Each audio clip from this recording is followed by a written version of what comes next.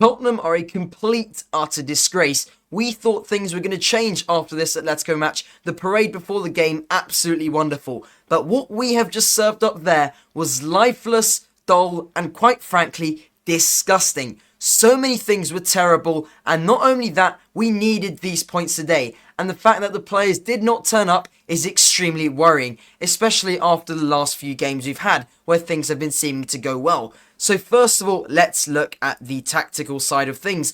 Obviously, this is the formation we set out with. In the first half, I do have to mention some positives. Matisse Tel, by far our best player in that first half. Absolutely wonderful feat, and overall, as always, giving it his all and playing really, really well. Also, I felt as if we were playing through the lines very nicely in the first half, and that was good to see. And also, another thing was, when we had the ball on this right side of the pitch, we were usually going up, and to be honest, there were some really nice balls coming out to this left side of the pitch, switching the play, going long, and it was working decently well. But unfortunately, we weren't able to capitalise on these things, and it came back to haunt us because Forest scored basically on the cusp of the 45th minute, and that came back to bite us. And let's be honest, in that first half, we were doing a lot better. I mean, obviously, if we look at the stats, these are the first half stats. We had 8 corners. 8 corners. We had one big chances missed, it says, but we had a couple chances, more total shots, more possession, and to be honest, we needed to capitalise on the chances we had in that first half.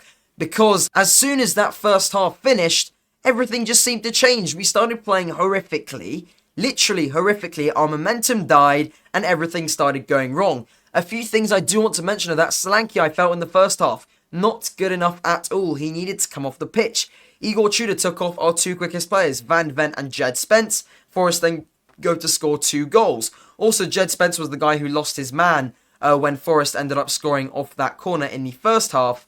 And also, another thing was, lots of Spurs fans I was seeing online, me included, I really wanted to see Xavi Simons come on at half-time. He played so well against Atletico Madrid, one of our best players recently, always gives it his all, but he only came on in about the 65th to 70th minute, so it's like, well, you're only giving him 20 minutes when we're already 2-0 down. It's like, come on, bring him on at half-time for maybe Solanke, maybe bring off someone else. If you're going to bring off, I don't know, Jed Spence, maybe move Porro to right back, and then configure things in a way in which you can get Xavi Simons into the team as well.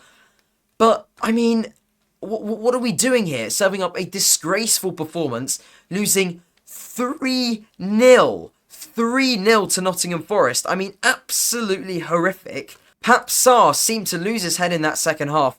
Obviously, he did have this dodgy 5 minutes where he kicked the ball off the pitch, then got intercepted, and then also gave away a foul. It didn't seem as if he was doing... Oh, what happened there? It didn't seem as if he was playing too well either. Archie Gray, a bit more quiet. This game certainly did have his chances, did have his good moments, but did he live up to what he could have been playing like? Not really. Obviously, in this first half, we played this 2 up top. Did that work? Not really either. Richarlison, fairly quiet. Solanke, not really good enough either. I feel as if, obviously, Tel did go off with an injury, but Xavi Simons did need to come on the pitch. We needed to make different substitutions. We needed to really capitalise on that momentum which we had in that first half, which, to be honest, was really good. We had 8 corners. We were on top of them. We were by far the better team, but we didn't do it. And from that second half, the players seemed to give up. Everything just seemed to be going downhill. And that's precisely what happened with that 3-0 end result. And now, well, what does this mean for the actual table, our actual position in the Premier League? Well, it is extremely worrying. Extremely, extremely worrying. We have now been leapfrogged by Nottingham Forest in the Premier League. Now, 2 points behind them. Could have gone above Leeds today on goal difference. We missed that opportunity now. Long gone now. Thank God West Ham lost to Aston Villa today.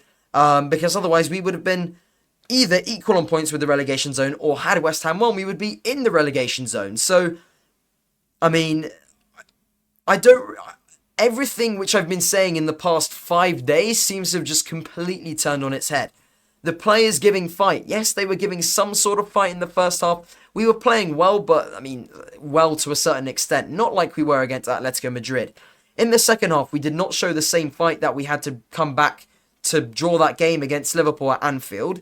The overall feeling of the club seems to have gone back to what it was after the Palace game, after the Fulham game. 3-0, fans leaving early, everything going very downhill. And now, obviously, you can't help but ask, yet again, is Igor Tudor's job at risk? Because at the moment, even though our results haven't been at all consistent, it's been like a yo-yo. The morale has been going up. It's then been going back down. It's then been going up again. It's then been going back down.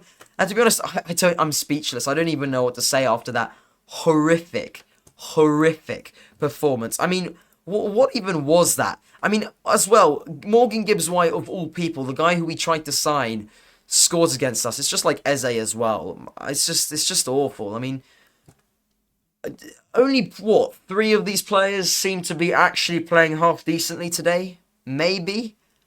I mean, Vicario even could have kept that shot out as well, really. Obviously, some dodgy referee decisions as well. You could say perhaps we should have been given a penalty in that first half. There were 2 main claims. Obviously, one for that kind of headlock, either on Richarlison or Romero it was. And there was another one, that kind of slide tackle thing on Pat Matsar, where obviously he might have hit his foot. But that is no excuse. The way we played was, quite frankly, horrifically disgusting. And now I am just ridiculously, extremely worried about this. What, like, we had the opportunity to go into 15th today. Now we're 17th, 1 point above the relegation zone. Completely terrible. Anyway, that is the video for today. I hope you enjoyed the reaction, I suppose. Hard to enjoy the reaction once you've just had an awful game, but I hope you found the video fun to some extent. I mean, if you did, don't forget to like and subscribe, as always. And yeah, hopefully we could turn these things around. I'm going to go watch the Carabao Cup final now. 2 teams that can actually play football while playing in that. So that'll be interesting to see. Have a good day, and come on you Spurs as always, but things do need to change. Let me know if you think Igor Tudor should be sacked in the comments, and let me know who your man of the match was as well. See you guys in the next one. Bye-bye.